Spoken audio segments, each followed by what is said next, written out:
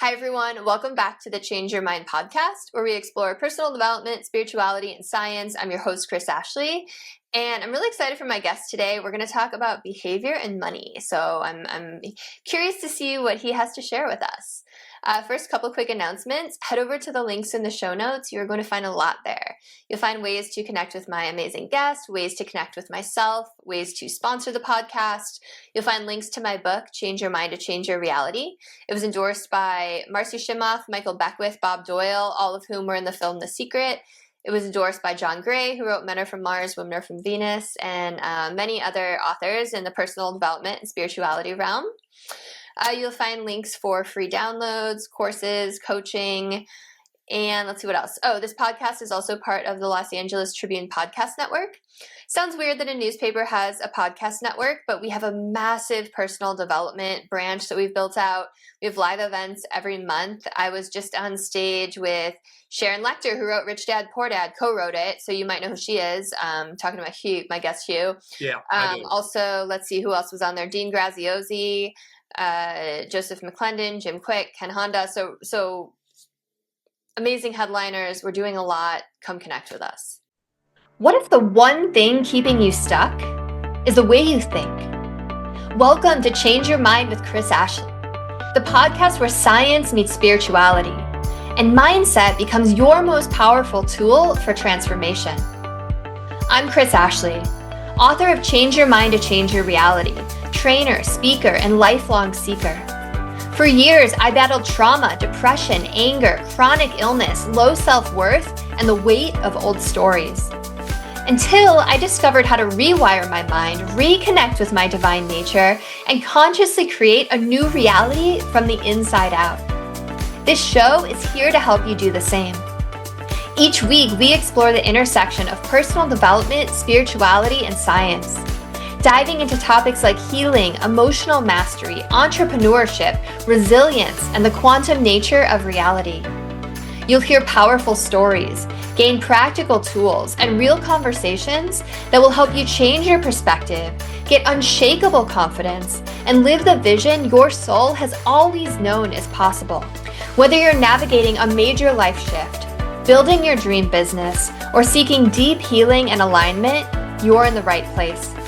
So if you're ready to break through, take back your power, and create a life on your terms, this is your moment.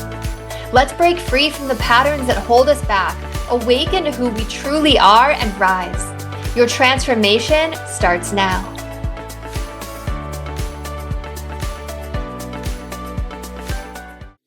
All right, so with me today, I have Hugh Massie. So Hugh is the executive chairman and founder of DNA Behavior International, the behavior and money insights company.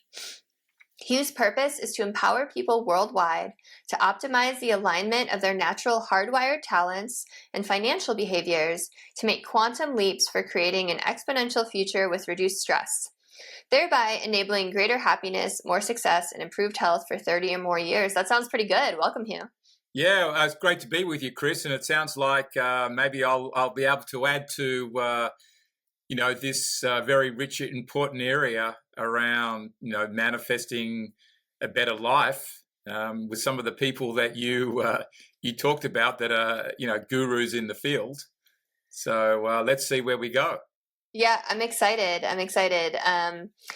So I told you in the green room I don't plan out anything. That was a little bit of a lie. I plan out the first question. And right. It's because I ask everyone the same question to get started. And that is, what is your origin story? So what made you decide to be on this amazing mission that I just read about? Yeah, so my origin story is that, I think the first thing for everyone to understand is that I sort of call myself a reformed accountant, because although I'm in the human behavior field now, I started life as a CPA, and that was the first 10 years of my career. And I think what I discovered a little bit afterwards, after leaving my accounting career to set up a wealth management business, is, my initial goal was to help people hyper-personalize their experiences. And I had been doing that in a way naturally all my career, and looking at people and could see how they behaved and operated. And they needed to be communicated and served this way or risk addressed this way, whatever it was. I was doing it intuitively. And then when I set up my wealth management business, I wanted to be able to put a tailor-made suit on every person, except I was doing that intuitively, but I don't know that I fully knew what that meant. And then about 4 years or so into that business, a friend of mine asked me one day, Hugh, you don't seem that happy with the business that you've set up. What are you really passionate about? And came out of that was that I wanted to help people all over the world become financially self-empowered. And what I quickly realized was that wasn't teaching people about stocks and bonds. This was helping people learn about themselves and in really getting, Kris, a clarity of their identity. And I thought, okay, if I'm going to do that, then I need to have a system to measure people, to bring this to the surface to work with. And one of my staff in my wealth management business in the office was doing a psychology degree with her economics at university. So I sort of said, as a research project, why don't you go and start looking at systems, methodologies, and come back to me and see how we might build something or do something in the area. And after she did that, I sort of got, she did a good job, but I got to the idea that there needed to be something new built. Chance meeting with a psychologist and from England, and she'd worked with a whole lot of systems, and said, Hugh, what you're really talking about is people have a natural hardwired behavior that's set from very early in life. This is formed from the point of conception to about when they're 3 years old, that who you are at the core is hardwired and baked in then. It's your instinctive behavior. And I thought, yep. That's why my clients under pressure are having a behavioral flip. We can be in a nice socialized setting right now. It's all friendly, but under pressure, people change. And money is one of those things that causes people to change, and relationship pressures and stress. And thought, okay, I need to be able to measure this, to put a tailor-made suit on every person.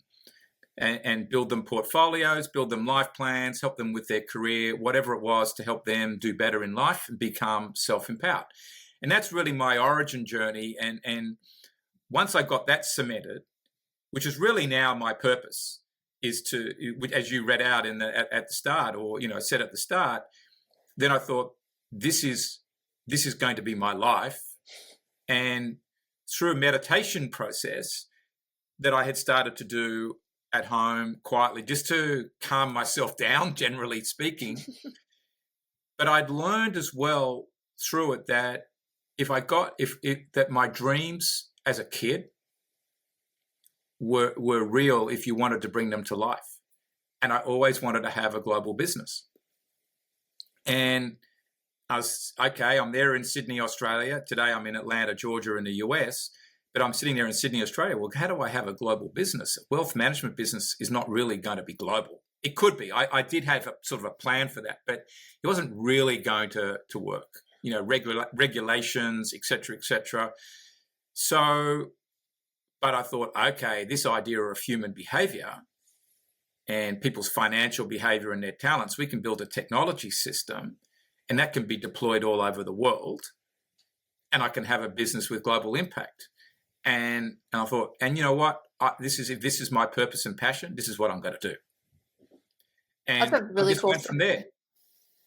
That's a really great story. And I like how you said by chance the person came. Like, there's no chance. There's no there is absolutely no chance. When I absolutely believe when you are aligned to your identity, which I see as very important, and that's comes from your purpose. When you're aligned to that, people show up at the right time. If you're working in your zone, people show up. And if you're open to it, right? Yeah, I could have, when I met Carol Pocklington, turned my head, who was the psychologist that came, I could have turned my head the other way and just said, okay, we're going to have a hiring discussion.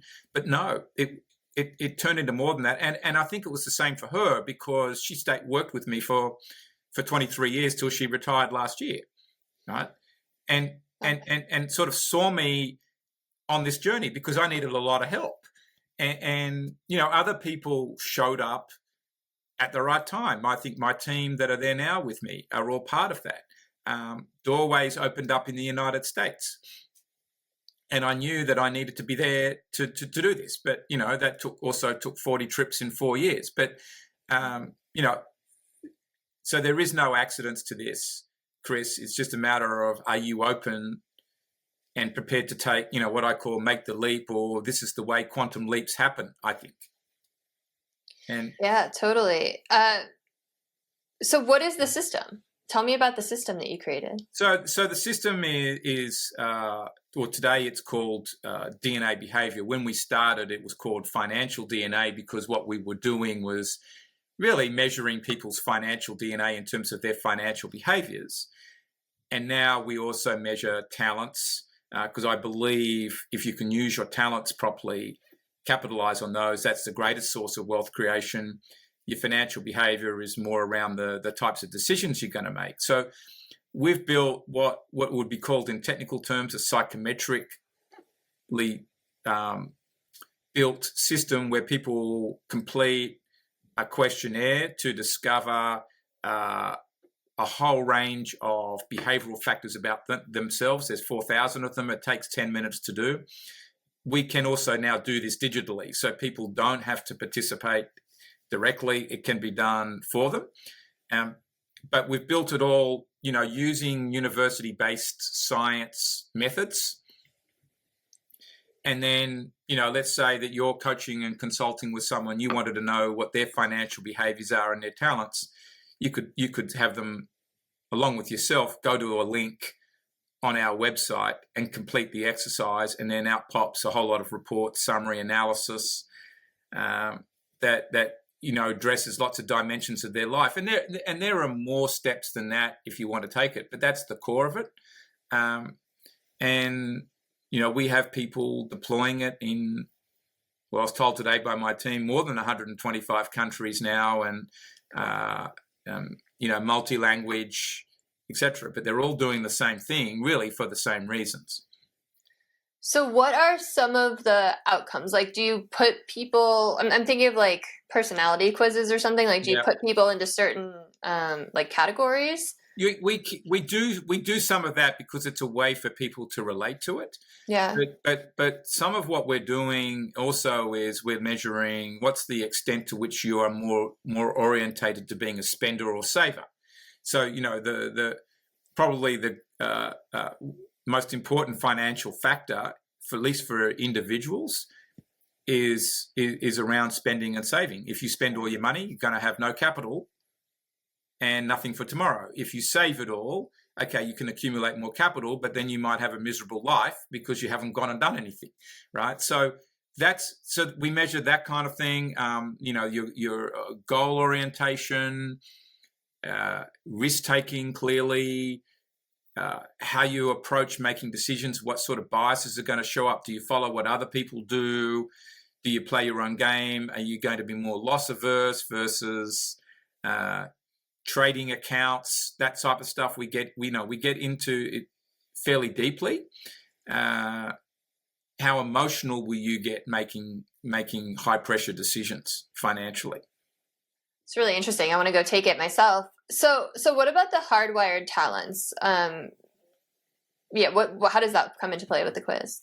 So so think of it that if you complete the same quiz, one dimension of it is the financial behavior. On the other side, the other dimension that comes out is the hardwired talent. So we're looking at, as far as the sales process is concerned, are you orientated towards sales? Again, how goal-driven are you in the workplace? Are you more of what I call a workplace operator that gets tasks done, or are you a relationship builder in the workplace? Are you creative and an innovator in the business, or more going to be anchored around existing processes and ways of thinking? So they're the types of things that we're getting at. How systematic will you be versus being an intuitive decision maker? And we do that for individuals, but we also look at that in the context of teams.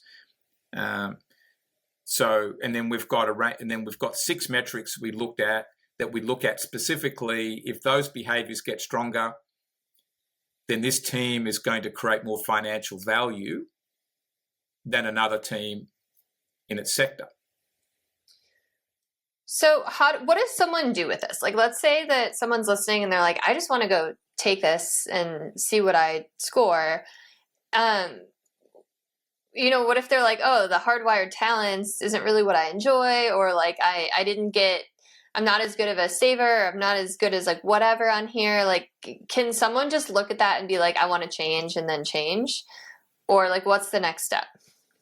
Yeah, I think there's a couple of next steps. Is like, if we firstly deal with the talents, is I'd look at this and say, okay, let's say your talents are towards being more of a relationship type person, needing to be with people.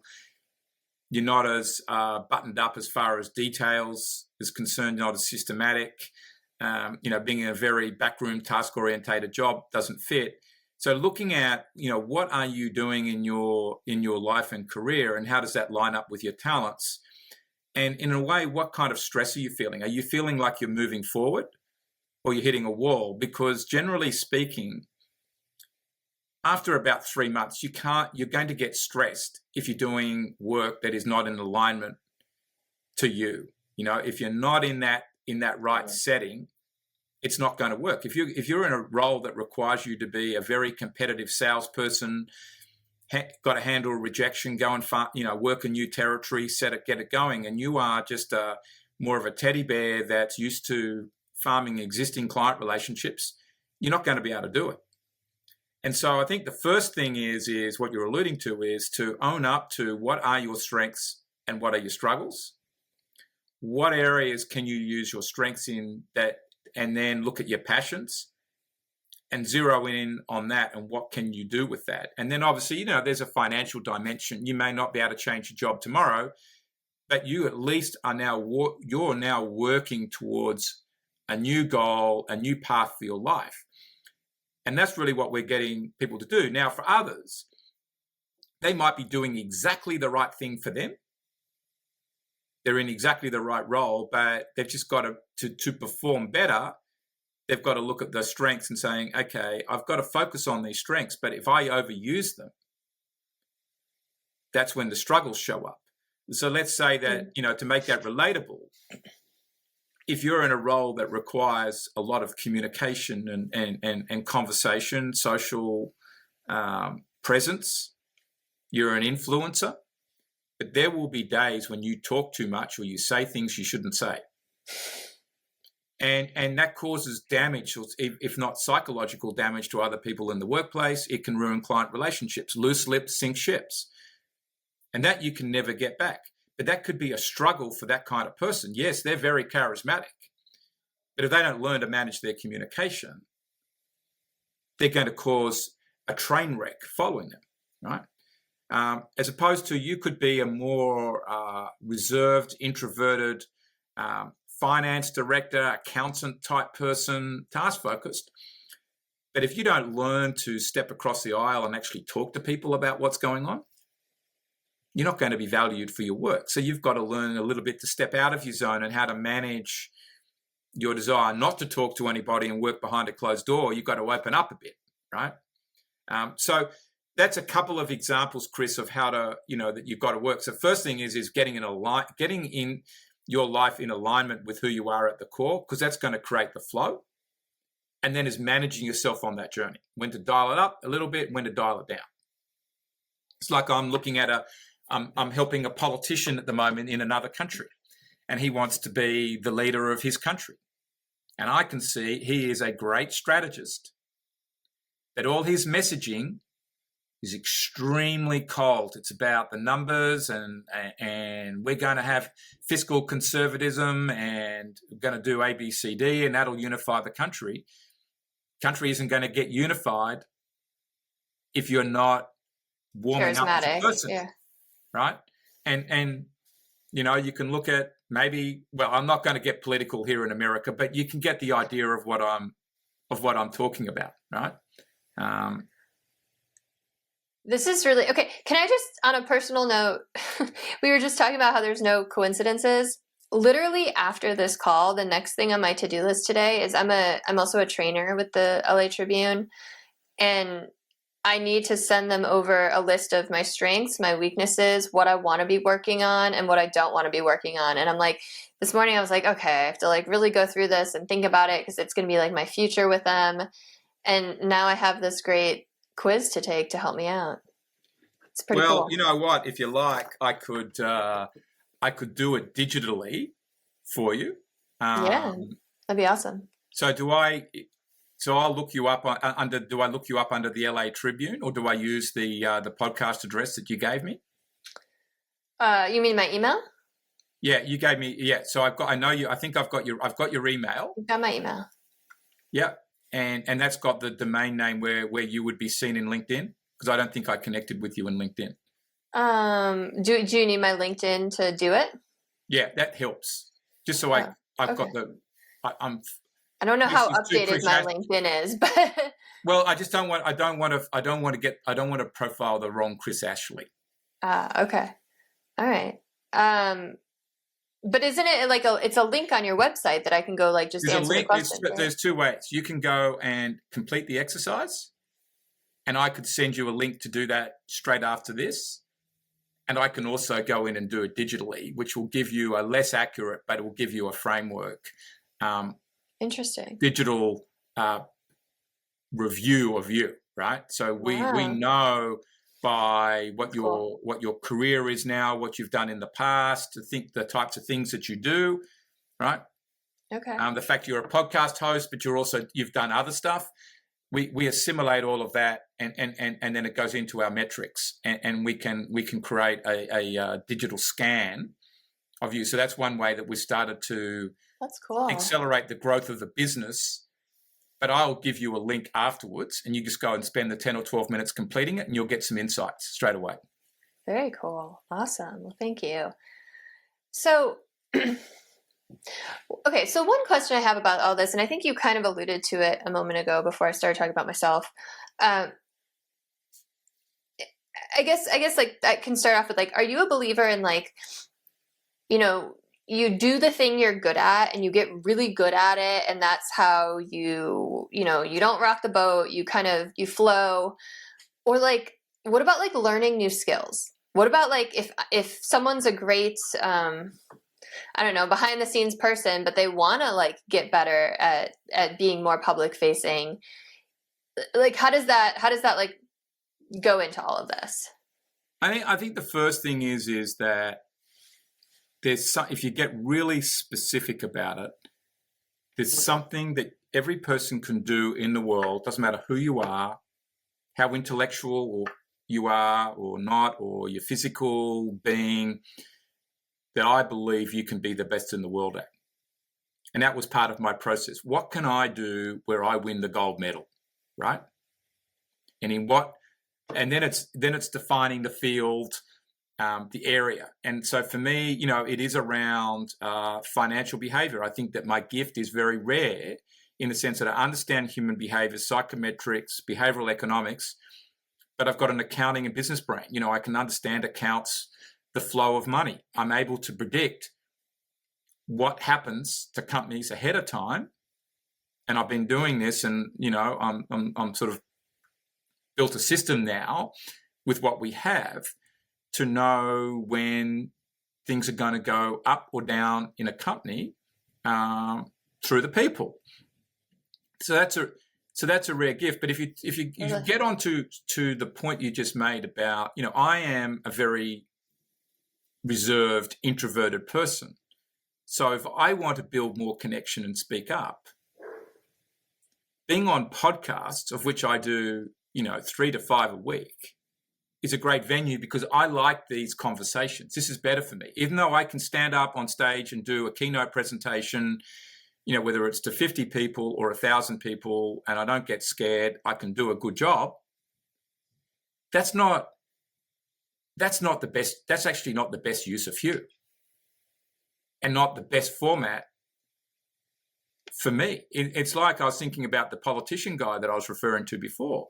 my suggestion to him is, why don't you just do more podcasts and warm it up that way, and try and not get as tactical and as aggressive in certain things, and just be human, right?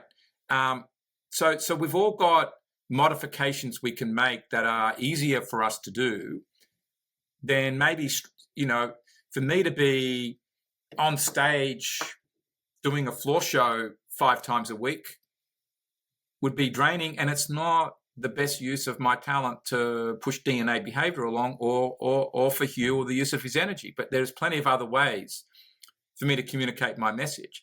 And I think, but when you're clear, and it's about your ego too, when you're clear about your identity and who you want to be in the world, how you want to be seen at that elevated level, then these decisions get far easier. So it's more than just the purpose. It's actually your identity and how you want to be seen in the world and convey your message and be accountable. Once you've got that right, which the behavioral piece that we've talked about is a starting point, because it does start with talents. Look at your passions, put those two together. That's where your 10 out of 10 is going to show up. It's not just doing a test. There's some work, it's discovering the passions and doing some work on that and fine-tuning it, and communicating that in terms of your identity. And that's really where, for me, being, a behavioral architect, right, is, behavioral solutions architect is a key thing. I'm really good at packaging a product that uses human behavior, but it's got a financial piece locked into it. I like that response, because it's like, you can still go out there and get your message out. It's just, which avenue do you want to take that's going to be more aligned? So it's not like you can't try new things or step outside of your comfort zone, but there's different ways to go about it. So let's say you're my coach. Yeah, let's say you're my coach, Kris, and you said to Hugh, well, you want to build your business and globalize it. Go and build a network. Well, how I build a network, which is more through strategic influences, key relationships, distribution channels, whatnot, is different to how a person that's more extroverted might go and do it. Yeah. But in a way, who's better at it? I used to think I wasn't good at it, but then I've got a pretty good network of the right people. And so I think that, and it could be better, and I could do more, but we all could, right? But the thing is how do you do that around your talents? That's the key thing. Yeah, and you're just making me think too, like, if you're authentic, like, the right people are going to resonate with you, right? Whether at the right time. And I think this is where we're sort of... Say that again? What about the right time? At the right people are going to resonate with you at the right time. Because there's been times where I've had a meeting with somebody and they've suggested an idea, and there's one clear case of this that I can think of. And this guy was a good relationship or friend of DNA behavior, said, Hugh, I want you to think about this. And he explained it over lunch, and I absolutely did not get it. And I think I wasn't ready to hear it. And about 18 months later, somebody else was talking about that concept. And I thought, oh, gee, that's what Bill was talking about. And then I went and talked to Bill about it. And that's progressed through a whole, area of growth. And I think it's just a matter of there's the right day on your journey. It's like humans can hit. I've been working on my purpose, but not every day or through all cycles do the doors just open up. There's a right time for things to flow, and that sometimes is a centering of your own belief in yourself, having the ideas packaged up. It's a matter of when you're ready. You know what else you're making me think of is, so I started and then later sold a yoga company, and towards the end of it, I kept trying to make events happen because I'm a speaker. I love speaking. I guessed that. Yeah. I also have 2 TV shows besides this. Oh wow. Yeah. One's launching soon, the other is launched. So I really wanted events to happen, and my background is in marketing. Like I was head of Yeah. marketing for 2 different companies, and I'm like, I know how to market, I know how to speak, I have a community. I have all these yogis, and it would not freaking work. Yeah. And it was like it was like just hitting this wall, and it makes me think that like now events flow really well now that I've sold that company, and I think it's because that's not what I was meant to be doing, right? Like I wasn't I on the would think path. that. I think that's true. That probably Yeah. there's something deeper down in the energy fields of the world, in your subconscious, that it just wasn't right. Yeah, and I And never that's always bugged me. But hearing you a moment ago when you're like, yeah, it has to be at the right time, it's like, oh wow. Yeah. but that's not to say that at another time it could be the right thing, or that as part of your TV shows that you do, and you're interested in people's spirit, their health, and whatnot, that you still don't talk about yoga as a component to achieving all of those objectives. So while you're not putting on a yoga event, you're still talking about it, and so you're leveraging what you know about it and how good it is to further strengthen the shows that you do. You could put yoga segments in there, whatever. So in a way, it's just the way in which it was going to roll out. Yeah. That's I really like that perspective. So, part of your purpose that I read out loud, and I just have it over here, which is why I'm looking off screen.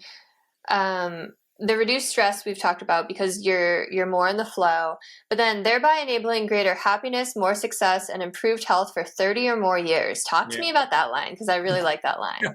So one of the things I've got really interested in is your biometrics, and a lot of people around me are interested in that.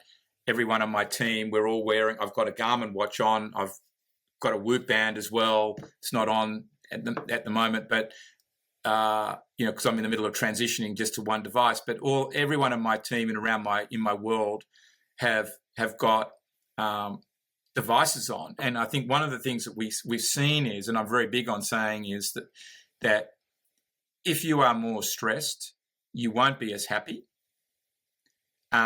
You'll struggle with success, and it's going to impact your health. The one thing that accelerates your aging is stress.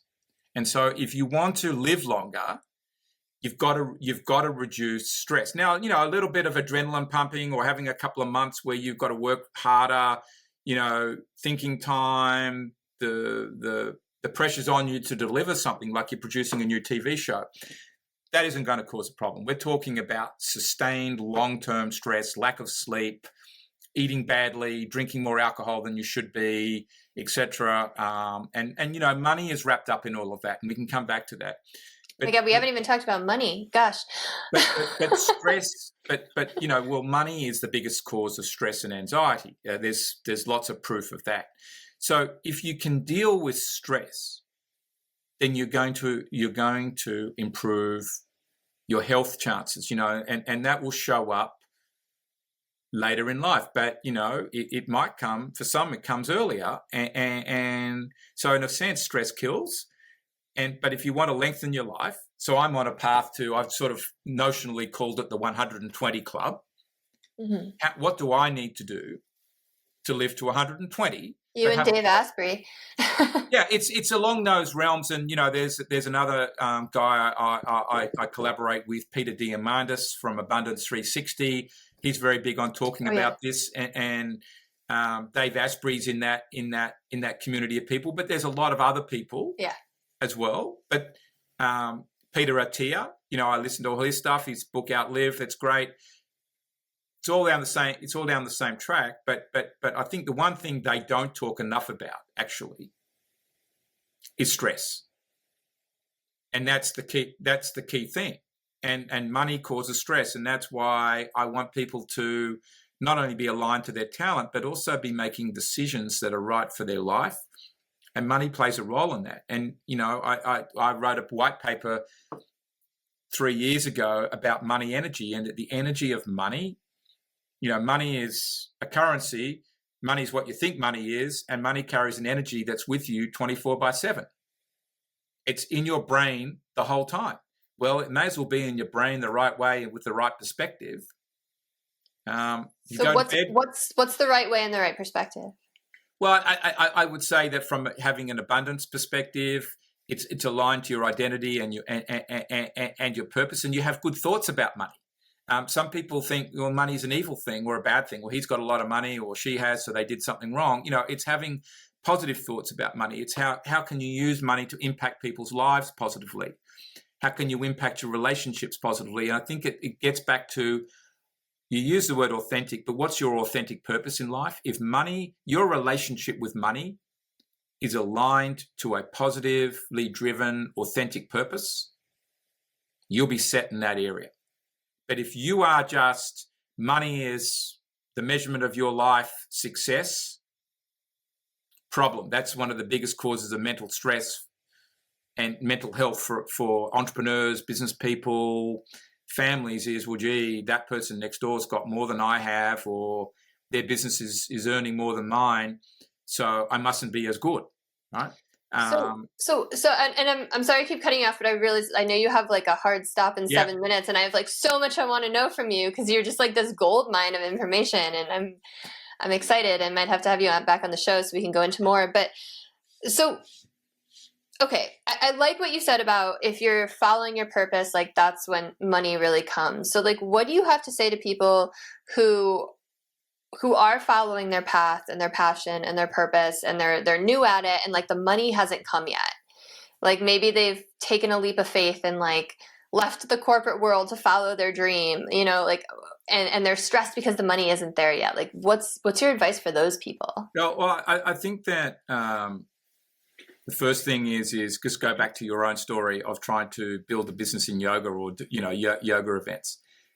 Sometimes when you take that leap of faith, you don't get the model right. You actually, while you think you're clear about your purpose, there's something not there yet, and there's a refinement's got to go on. Like when I left the corporate world, I had I think probably actually quite a quick start in terms of growth financially and business wise, but then when I decided to do DNA behavior, there were in some ways some step backs, but I was slowly building. And so I think some people think, okay, I've got my idea and I've got my dream, and they go out there to try and be too big too quick with it, and they lose patience.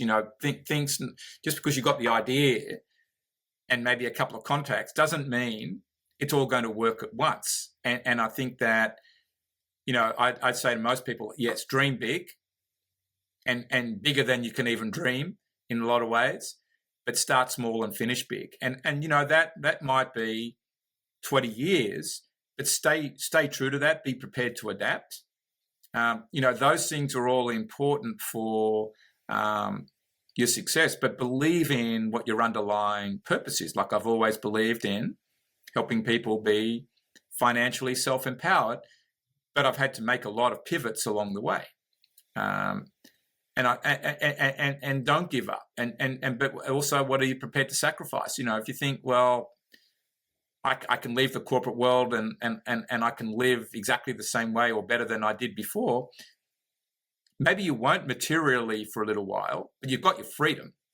So I think it's about the right mindset to all of this is going to be something that's really important. Not judging yourself compared to somebody else's success, because you don't know what's gone on behind that, and when that might go further, fall apart, a relationship falls apart, health falls apart. Yeah. You don't know. You just worry about your own game. If you're listening, rewind that and listen again, because that was like a mic drop moment, and wow, that was so good. I know we only have a couple minutes, and I do want to give you a chance to like promote where people can work with you at the end. So I'll just ask, is there anything that we haven't talked about yet that you like really want to get out there to people, like any message or anything you want to talk about? No, I think Kris, just summarized that. I think out of all of this, finding your identity and getting clarity of that is really important.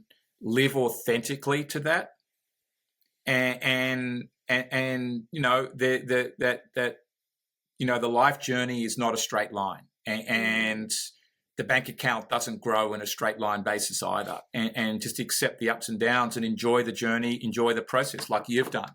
You know, you've been in varying businesses, marketing, the yoga. Now you're running TV shows, but you're putting all the pieces together. And somewhere as you do that, something extraordinary is going to happen. And I think all of us need to believe in that. But if you try to go at it too big, too fast, and blow yourself up, and don't enjoy the process, that's misery, right? And then if you get all those things right, the money part will follow. It doesn't mean you don't make good decisions along the way, but I think look at it in terms of your identity. What's the human impact I'm going to have? Like for you, you could say, like I've done, I've said, I want to impact 1 billion people's lives. Okay, what does it mean to do that? And then that meant a fundamental change in how we were doing things in the business, but we'd actually designed that process 5 years before, just hadn't figured out how to roll it out, but we did.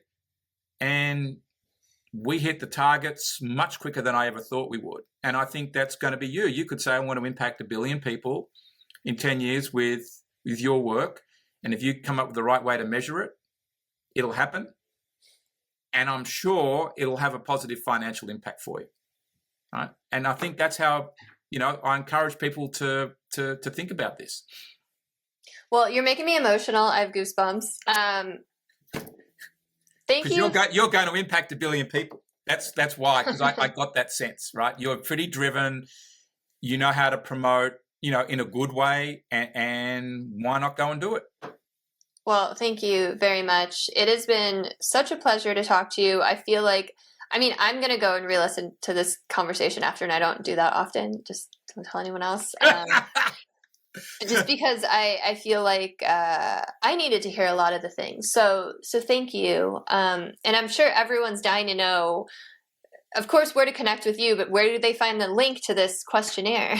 Yeah, so if you go to dnabehavior.com/start, that's where you can get going on the journey. And as I said to you, Kris, I'll send you a link from my email before I go to my charity event. Well, I know you have a charity event to get to, so no, I'll get that. That's okay. That's a nanosecond to do that for you. But I think for everybody else, go and connect there. But also on our website at dnabehavior.com, there's lots of educational resources, blogs, podcasts, ebooks, books, whatnot, to learn about, you know, the way I think, I suppose, what we have.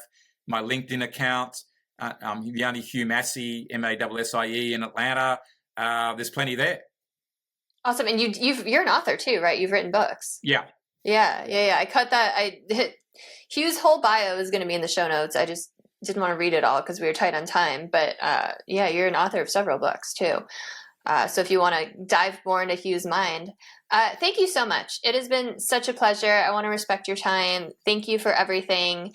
If you are listening and this resonated, like, comment, share, subscribe, send it to someone you think might find it useful. And I'll see you all later. Have a great rest of your day, everyone.